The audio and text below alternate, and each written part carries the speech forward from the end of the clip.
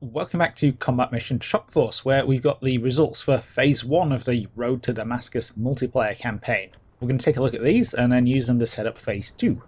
Across the 18 games that were submitted, Blue seized Charlie 6 times, Alpha twice, and in one fantastic Thunder run, Juliet. In the process, however, Red has been able to inflict 30% casualties 5 times, and 60% casualties twice, giving them a total of 9 points.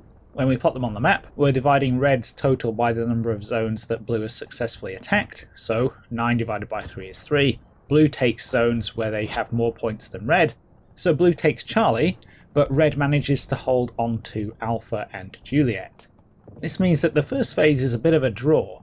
Blue has made some ground and maybe overinvested in taking Charlie, but overall, Red has held the line pretty well, and both sides finish on 9 victory points. So going into Phase 2, both Red and Blue are looking for opportunities to gain the upper hand. There are going to be some changes to the quick battle settings. Time has advanced, so it's now day, and all the dust thrown up by the fighting has created some haze, so visibility is a little bit restricted. Then there are some changes to the map itself. Charlie saw the most fighting, so that has suffered some significant damage. Alpha has taken a few hits as well, but not so much.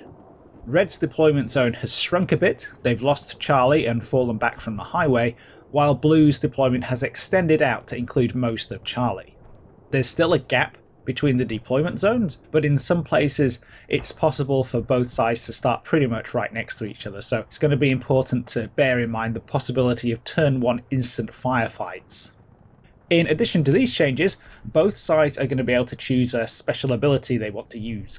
The aim is to do this via a YouTube community poll, so it's a little limited because of the format, but it's very easily accessible. I'll leave a link to it in a pinned comment down below. There are 4 options in total, 2 red and 2 blue. The one on each side with the most votes gets applied in Phase 2.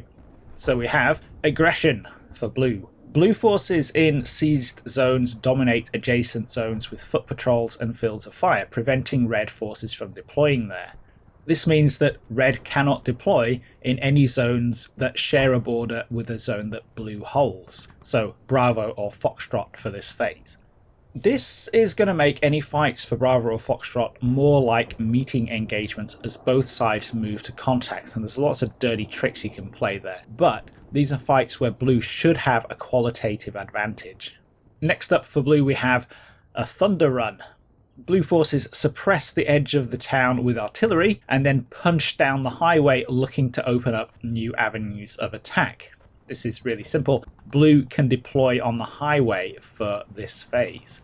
This is going to provide Blue with the ability to pounce on some of the zones along the highway, and it's going to force Red to spread its defense thin because it doesn't know where Blue is going to attack. But at the same time, it's a very long, very thin deployment area, and it has no cover at all. So there's a lot of risk for turn 1. This is going to be one of those, when it works really well. When it doesn't work, it's a complete disaster.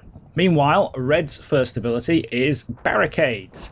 Red forces demolish buildings to block the streets with rubble. So these are intersections adjacent to Red-controlled zones are blocked by barricades and become impassable to vehicles. Blue forces can remove these barricades, but only when they take the zone that they're in.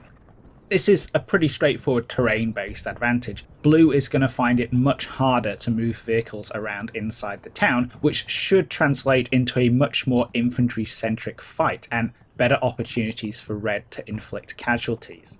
Then finally we have counterattacks. Outside the town, Red stragglers and stay-behind forces react to Blue's penetration down the highway and throw themselves into counterattacks and ambushes, slowing down the flow of Blue reinforcements. Very straightforward, minus 10% strength to Blue in Phase 2. This last one is a kind of 1-2 punch for Red. It's not a huge bonus because Blue has a lot more points to begin with, but because Blue has fewer points for force selection, they're going to be a little bit less capable, and they're probably going to have fewer troops, so it's going to be a little bit easier for Red to get to that 30% casualty threshold. It's going to be really interesting to see what options you guys go with. They're all pretty viable choices.